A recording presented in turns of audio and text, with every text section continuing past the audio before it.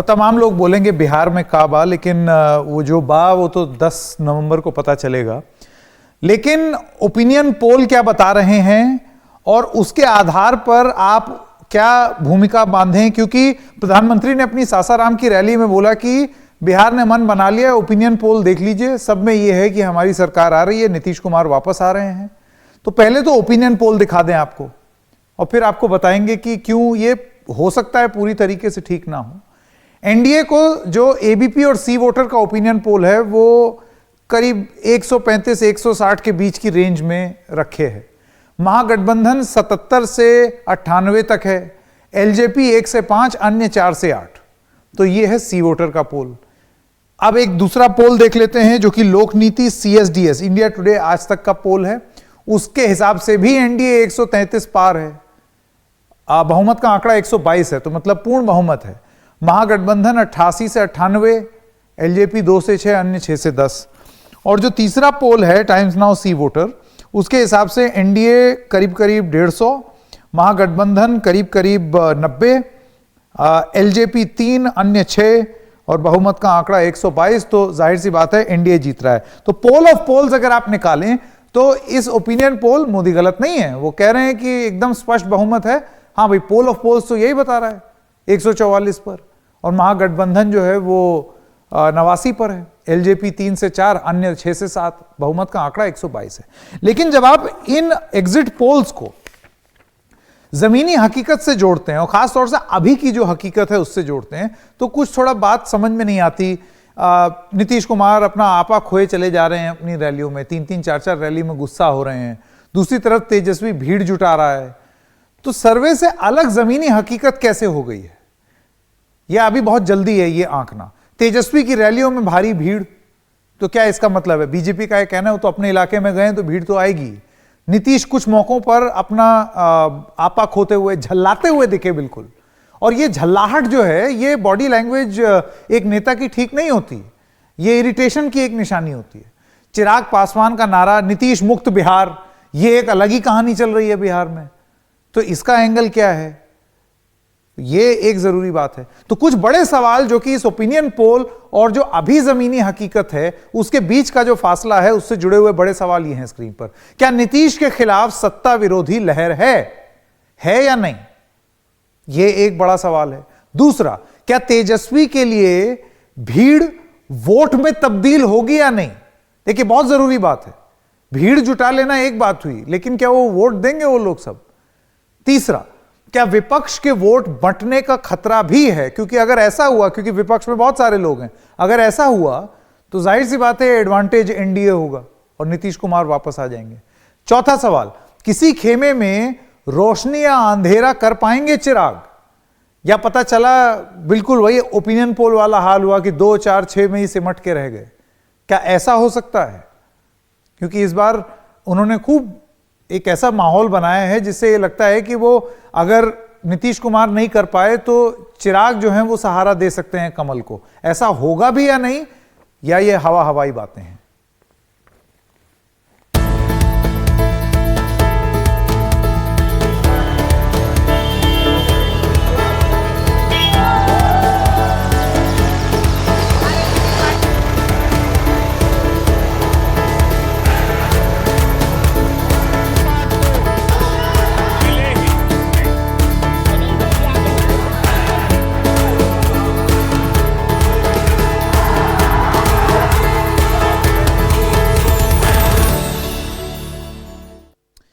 केसी त्यागी महासचिव जेडीयू के हमारे साथ जुड़ गए हैं और शिवानंद तिवारी वरिष्ठ नेता आरजेडी के। आप दोनों का बहुत बहुत धन्यवाद। त्यागी जी, आपसे शुरू करते हैं। ओपिनियन पोल अगर आदमी देखे तो त्यागी जी ऐसे लगता है कि एक चौथा टर्म भी अब ये तो होने ही जा रहा है।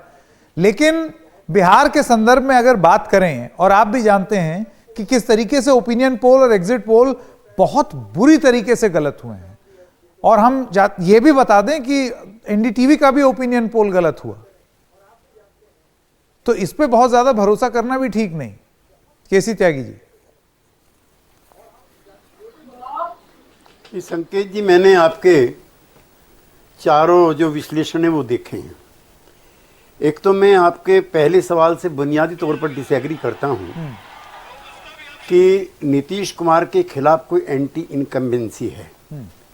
नीतीश कुमार कर्पूरी ठाकुर के बाद समाजवादी आंदोलन की धारा से निकले हुए सबसे श्रेष्ठ राजनीतिक कार्यकर्ता हैं। उन पे न कोई भ्रष्टाचार का आरोप है, उन पे न कोई परिवारवाद का आरोप है, उनके न डिस्प्रपोर्शनेट के मुकदमे हैं, उन पर न कोई सीबीआई के छापे हैं, नंबर 1। नंबर 2, यही भीड़ लोकसभा चुनाव में तेजस्वी यादव जी के लिए भी इकट्ठी हुआ करती थी, जब 40 में से एक भी सीट जीतने में वो नाकामयाब रहे। इसलिए आई हुई भीड़ की को मैं किसी की पॉपुलरिटी कम करके नहीं आंकना चाहता। वो जनता के एक हिस्से में पॉपुलर हैं, इसमें दो राय नहीं, लेकिन उसके चुनाव में नतीजे निकलेंगे कि नहीं निकलेंगे ये दूसरी बात है। जहाँ तक चिराग पासवान जी की बात है, तो इस चिराग को कुछ वेस्टेड इंटरेस्ट जबरदस्ती जलाने में या रोशनी करने में लगे हुए हैं। हमारा और हमारे मित्र शिवानंद तिवारी जी का और भी बड़ा अनुभव है। इस तरह के स्प्रिंटर ग्रुप जब राजनीति का ध्रुवीकरण दो धाराओं में हो जाता हो, फिर तो मैं ये भी कहूंगा आपसे कि सीमांचल में तो फिर जनता दल और बीजेपी का गठबंधन स्वीप करेगा, क्योंकि आज की तारीखों में जो मुस्लिम्स की मुखर आवाज है वो तो ओवैसी की है। आपके चैनल पे या किसी भी चैनल पे, नॉट ओनली एनडीटीवी, कहीं जिक्र नहीं है। सीमांचल में पप्पू यादव एक बड़े पिछड़ी जाति के नेताओं के रूप में इमर्ज हुए, किसी चैनल पे उनका जिक्र नहीं है कि वो भी थोड़ा बहुत वोट काटेंगे कि नहीं काटेंगे। तो मैंने तो ये चीज बोली कि कहीं विपक्ष जो है अपने इतने अलग अलग खेमों की वजह से बंट तो नहीं जाएगा और उसका एडवांटेज मिल जाएगा एनडीए को। मैं त्यागी जी अभी आता हूं आपके पास, शिवानंद जी से भी टिप्पणी ले लें। जी शिवानंद जी, आपने सुना त्यागी जी का क्या कहना है, उनका असेसमेंट। देखिए अपनी जगह उनका असेसमेंट सही है, तर्क के साथ उन्होंने अपनी बात सामने रखी। जी देखिए, त्यागी जी का असेसमेंट पर हम कोई चुनौती नहीं दे रहे हैं, लेकिन जैसा कि शुरू में आपने कहा कि हमारे भी जो असेसमेंट होते हैं वो गलत होते हैं, इससे हम बिल्कुल सहमत हैं। देखिए, हम दो लोगों को कोट करना चाहेंगे। डॉक्टर लोहिया ने कहा था कि तवा पर रोटी उसी समय खाने लायक रहती है जब आप उसको उलटते पुलटते हैं। 15 साल से नीतीश कुमार के शासन रूपी रोटी तवा पर बने एकदम जल गई है, खाने लायक न रह गई है। अब वो बदली जानी चाहिए, जैसे लालू जी की जल गई थी। हमको एक और हम कोट करना चाहेंगे किशन पटनायक को। उन्होंने कहा था कि लेनिन की कुर्सी नई थी तो लेनिन क्रांतिकारी थे, और स्टालिन की कुर्सी पुरानी हो गई तो नौकरशाह हो गए। तो नीतीश कुमार अब राजनेता नहीं है, नौकरशाह हैं। तीसरी बात हम ये कहना चाहेंगे कि ये ठीक है इनका कि ऑफिशियली अभी तक भ्रष्टाचार का आरोप नहीं लगा है, लेकिन मुझे पूरा यकीन है कि अगर ईमानदारी के साथ जांच हो जाए तो भ्रष्टाचार के तो चिराग कई पासवान तो मामलों में उनका, अब आप उनको डिस्क्रेडिट जरूर कर दें, त्यागी जी डिस्क्रेडिट जरूर कर दें, लेकिन चिराग पासवान तो घूम घूम के कह रहे हैं, उन्होंने तो ये तक बोल दिया कि अगर तार जुड़े तो नीतीश कुमार भी जेल जाएंगे। बात कर रहे हैं, और हमारा भी यकीन है कि इतना भ्रष्टाचार हुआ है। एक तो आप देखिए कि क्या नाम है, एक भागलपुर में जो भ्रष्टाचार हुआ सृजन का, जिसका मेन एक्यूज आज तक पकड़ा नहीं गया, 3-3.5 साल से सीबीआई जांच कर रही है, और नीतीश कुमार के खजाने का पैसा जो है लूटा गया है, और नीतीश कुमार कहते हैं कि भाई जिसको शिकायत करना जाके सीबीआई से कीजिए। भाई आपकी सरकार, आपके खजाने का पैसा लूटा गया। मैं इस पे राइट टू रिप्लाई दे दूं त्यागी जी को। जी चौथी बात मैं कहना चाहता हूँ कि नीतीश जी कहते हैं कि जीरो टॉलरेंस है भ्रष्टाचार के बारे में, तो इनका प्रशासन इतना भ्रष्ट क्यों है? ठीक है, मैं सवाल त्यागी जी आप सुन रहे हैं, यही बिल्कुल इसी तरीके के आरोप डॉक्टर मनमोहन सिंह पे भी लगते थे कि आप व्यक्तिगत रूप से आपकी छवि बड़ी ही साफ हो, लेकिन आपके नीचे जो प्रशासन है वो भ्रष्ट है। कुछ इसी तरीके का आरोप लग रहा है नीतीश कुमार पर।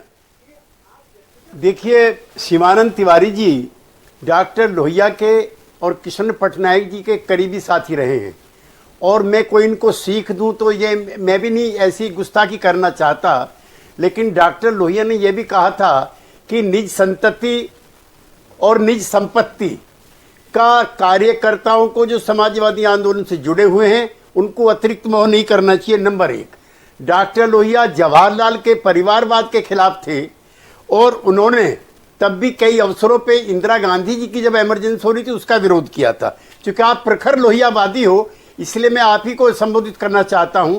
कर्पूरी ठाकुर के बाद नीतीश कुमार ने जो कर्पूरी ठाकुर फॉर्मूला था 1978 का, चूंकि आपने मेरे से ज्यादा देखा है, मैं आपको गवाह बनाना चाहता हूं। उस समय उन्होंने कर्पूरी ठाकुर फार्मूला किया था और आप उसके प्रोपेगेंडिस्ट हैं, एनेक्सर 1, एनेक्सर 2। आप और नीतीश कुमार जी और रामविलास पासवान जी लालू यादव जी से जब अलग हुए थे, तो आप लोगों की भी जो अपेक्षाएं लालू यादव से थी उस समय, वो इसलिए भी पूरी हो पा रही थी कि जो और weaker section of the society हैं उनका सोशो इकोनॉमिक एम्पावरमेंट नहीं हो रहा है। आप बहुत ईमानदार हो विश्लेषण में शिवानंद जी, इसलिए मैं कहना चाहता हूं समता पार्टी जब आपने बनाई थी तब आपका यही लक्ष्य था। बाद में जो हुआ, जो आप जो कह रहे हैं वो करप्शन वाली बात दबा दी, वो आपके विचार हैं। जो करप्शन वाली बात थी वो कौन सी?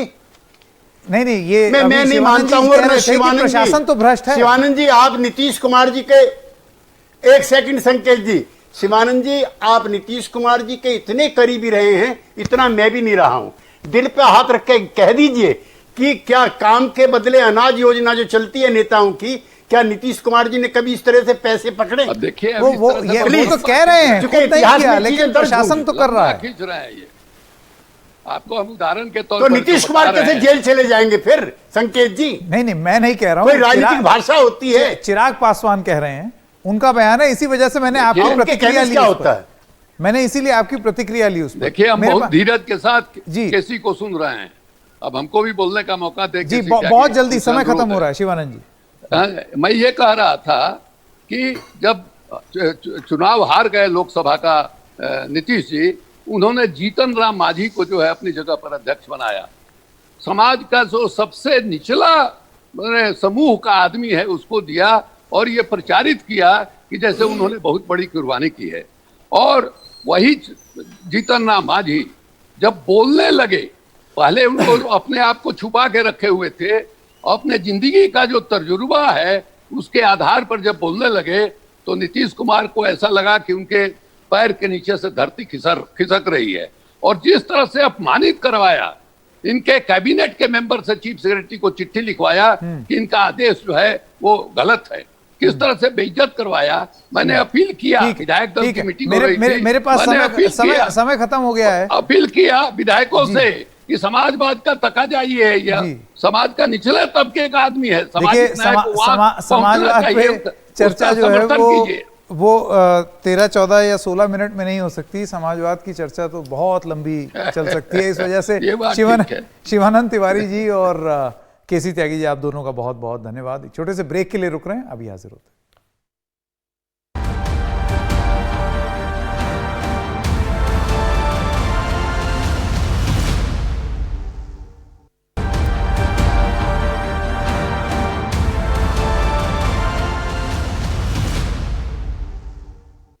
और ओएसी का भी थोड़ा सा दबदबा है बिहार में, वो भी भीड़ जुटा रहे हैं। तो अब सुनते हैं कि वोट काटने वाली पार्टी कहे जाने पर एमआईएम नेता असदुद्दीन ओवैसी ने क्या कहा। बिहार में ये कहा जा रहा है कि आप वोट काटने के लिए आपकी पार्टी लड़ रही है इलेक्शन। पार्लियामेंट के चुनाव में 40 लोकसभा की सीट है, 39 पर आपने क्यों हारा? मैं जाकर कैंडिडेट खड़ा किया था वहां पे। शर्म आनी चाहिए लोगों को झूठा इल्जाम लगाने की। इनमें इंटेलेक्चुअल एरोगेंस और करप्टनेस और डिसऑनेस्टी है, इसीलिए इनको अपने गिरेबान में झांक नहीं सकते। गर्दन बड़ी मोटी हो गई। सर, लेकिन आपको नहीं लगता कि वोटों का बंटवारा होगा? कौन? क्या वोटर क्या किसी का होस्टेज है? कोई गुलाम है? हम क्या ज़हनी गुलाम है? लड़ेंगे हम इंशाअल्लाह ताला। क्या बिहार का वोटर किसी का होस्टेज है? क्या किसी का गुलाम? बिहार का वोटर बाशऊर है, वो वोट देगा, उनको वोट देगा जो काम करने के लिए तैयार है और जिनका रिकॉर्ड देखकर देखेगा।